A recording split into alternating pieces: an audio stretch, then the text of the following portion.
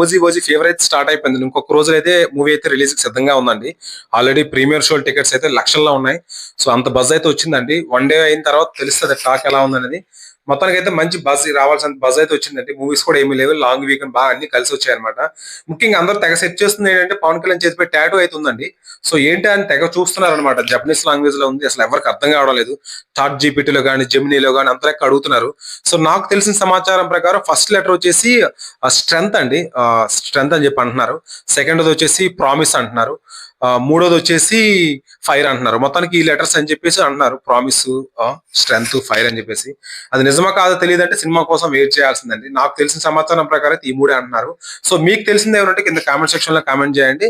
So movie కూడా Japanese లో కూడా రిలీజ్ చేయడానికి ప్లాన్ చేస్తున్నారు నెక్స్ట్ ఇయర్ అయితే. సో ఇక్కడ తెలుగులో బ్లాక్ బస్టర్ అయ్యి మంచి రెస్పాన్స్ వస్తే మాత్రం పక్కా రిలీజ్ అయితే చేస్తారండి. చూద్దాం, లెట్స్ సీ. ఇంకో ఒక రోజులో తేలిపోతుంది టాక్ అనేది. Thank you so much.